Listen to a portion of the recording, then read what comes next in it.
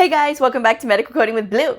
Today's episode is all about your age. Is a person's age a factor in becoming a medical coder? We're going to be discussing ageism today. So if you are brand new to my channel, welcome. I am Blue. I'm a medical coder. I have been a medical coder for over 10 years. I really love what I do. I like sharing my points of view and my tips and my tricks about the field of medical coding. So if you haven't had a chance to, I hope you'll hit that subscribe button. I hope you'll hit the like button. And at the end, if this video helps you, I hope you'll share it. Okay, so let's get started. All right, your age.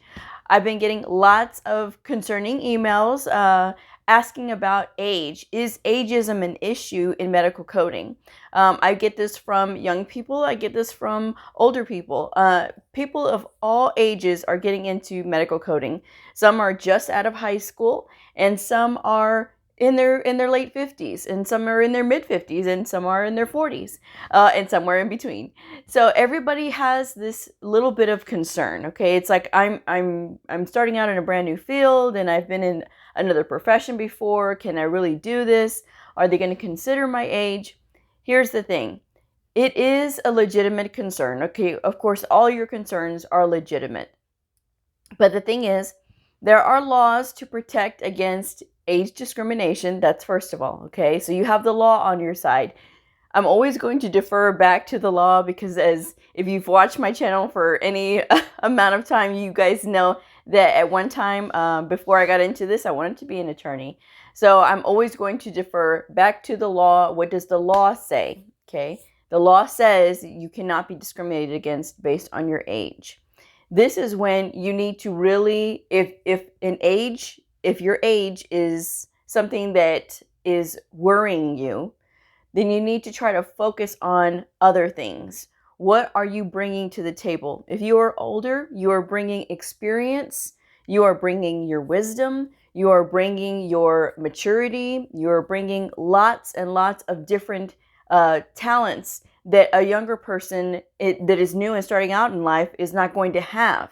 If you are younger, of course, you're going to be bringing vibrant energy. You're going to be bringing perhaps new ideas, and older people can be bringing new ideas as well. So it's going to depend. Everybody has their positives and their negatives. The negatives is only really sort of what you're thinking. It's not really what everybody else is thinking.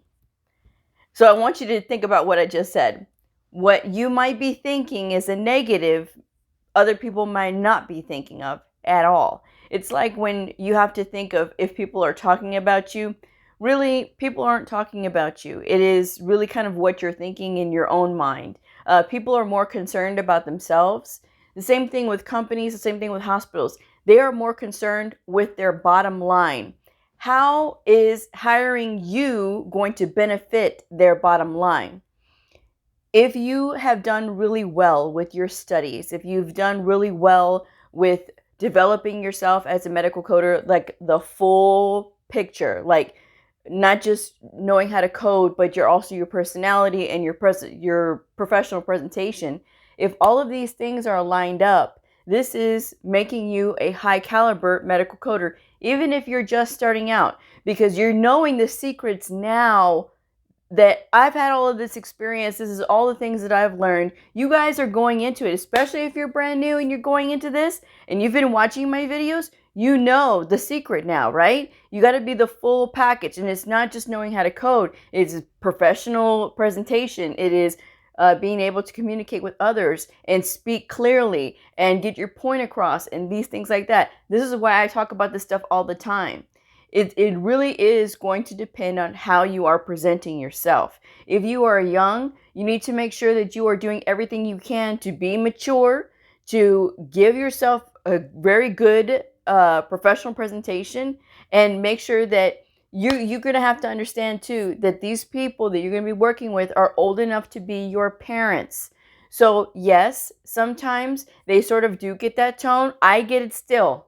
Even at my age, I still get that tone where I work with people that are older than me, that talk to me like I'm their kid, and I gotta be like, whoa, hold on, hold on.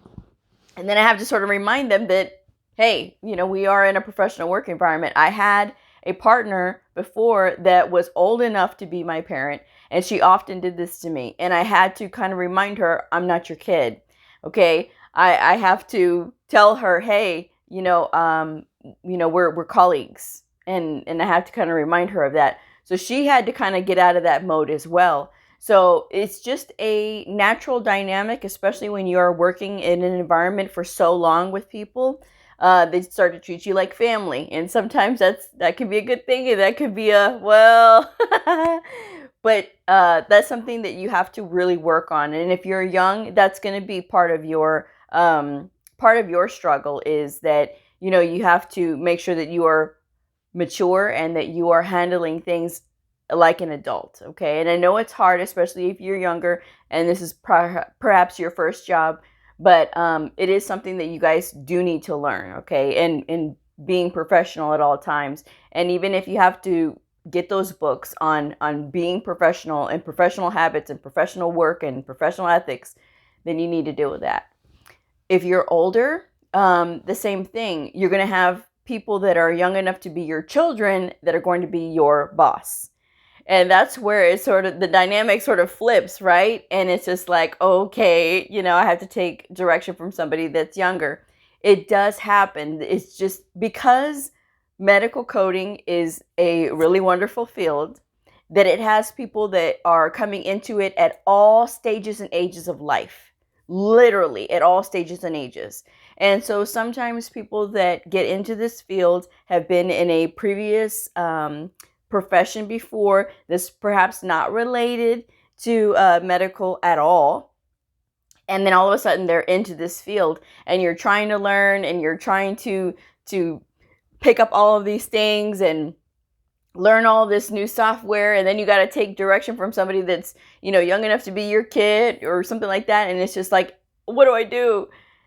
There's a lot of things that you're bringing to the table, so don't let those little minor details throw you off. Okay, you are bringing a lot to the table. You're bringing your wisdom, you're bringing all of your experiences and everything that you've been through, so you know how to handle some of these things. You know how to handle coworkers, you know how to perhaps bring things down and be the mediator if you need to be. There are those types. Everybody has that ability to be able to do that, be a wonderful mediator. But I have found that with more mature coworkers, that they sometimes do have this. And sometimes when they're coming in with no experience in medical, but they've got experience doing other things, perhaps they were a teacher, that is a lot of bringing your experience and customizing your experiences to the field that you are in. Everybody has a potential to bring wonderful gifts, and it doesn't matter what your age is. So don't think of your age as, well, they don't want to hire me because I'm older, or I'm too young. Don't think of it that way. Okay, everybody that starts out brand new as a medical coder has a hard time getting a job. Everybody does. It does not matter. Unfortunately, that's not always presented when you're looking into the medical coding field, but it is true. So just know that you cannot be discriminated against based on your age. If you are a viable candidate, you're going to know how to code. You're going to do all of these things. You may not have the experience, but that does not mean that you don't keep pushing to get the job, that you don't keep pushing to try to learn more, or make sure that you are trying to get experience somehow, some way. All right. So just work on getting your experience. If you don't have experience yet, or if you're trying to get a job and you can't get in, there are other ways to start as a medical coder. Sometimes the path to becoming a medical coder doesn't always start out in medical coding. Sometimes you start out as a medical biller, or sometimes you start out in medical records. It all depends. With medical billing and medical records, obviously you do not need to be certified. Okay, there are some credentials or there's one credential that I know of for billing, but I've always said that you don't need to be certified to be a medical biller. There is a certified professional biller, CPB, a certified professional biller offered through AAPC. And you can get this, but like I said, you do not need to be certified to be a medical biller. And I've always said that the only reason that I think people should have that is if they're running their own business as a medical biller. But that's my opinion. Some places may want you to have it, but I've seen anybody that's, hiring for medical billers, usually they just want experience. Sometimes they don't want experience at all. All you need is a high school diploma or a GED. Okay. And we're going to be talking about some job listings on Friday, so I hope you'll tune in then. But just keep in mind that if you are getting a lot of closed doors and you're really young or you're older, that's just the reason why. I got it, and I started in medical coding when I was in my late 20s. So it really just depends on you. It depends on, being perseverant and, just doing whatever you have to as far as like applying for jobs. And you do have to apply for jobs, even if they say that they want experience and, they want you to have 1 to 3 years experience. As long as you are applying at a place that you have to physically go, you need to keep applying, whether they ask for experience or not, because that's the only way that they're going to get to know you. Okay. They're not going to know who you are based on, this person, they're looking for coders, but they want experience, so I can't apply. Yes, you can. Just make sure that your resume looks good, that your cover letter looks good. Now, your cover letter is going to say a lot about you. Do not do the regular, run-of-the-mill, I'm looking for a fast-paced environment that I can thrive in. Don't do something like that. Your cover letter is telling about you. If you are older, then you can say, this is my first attempt at being a medical coder, but I bring my strengths to this. I want to bring my strengths to this organization. I am XYZ. I am this, that, and another. I used to do this, and I can bring my talents of this, this, and that. That's something that you can do. And that's a way to draw them in. That yes, you've done a remarkable thing by going back to school and getting your medical coding credential, and now you're starting out in a new field and you're very excited. People that are very excited to start out in the fields are super hungry, and that's what I love, because they want to learn and they don't have old habits, bad habits that us veteran coders can sometimes develop. It is a lot easier sometimes to work with somebody who's brand new because they're malleable in ways that a veteran coder is sometimes not. Now, there's nothing wrong with veteran medical coders. I'm a veteran medical coder myself, as you guys know. But sometimes it is difficult and they don't want to change their ways and they want to sort of stay in that same rut that they were always in. Or sometimes they don't want to try new classes. New clinics. They don't want to try new specialties. They just sort of want to do the same thing because that's what they're confident in. When you are brand new and you're younger or older, you're going to want to start in anything. It doesn't matter. You already don't have experience as it is, so don't roadblock anything. Say you are open to learn anything and truly be open to learn anything, because people that are more willing and more open to learning things and being in different clinics have a greater chance of success, because you can be anywhere. And this is, again, going to make you really super valuable. And if you're younger, then play up your strengths. That you have innovative ideas and that you are excited for a challenge, that you want to do all these things. Whatever talents you have, you need to put in there, okay? You need to make sure that you really play up that cover letter. That cover letter is just as valuable as your resume, okay?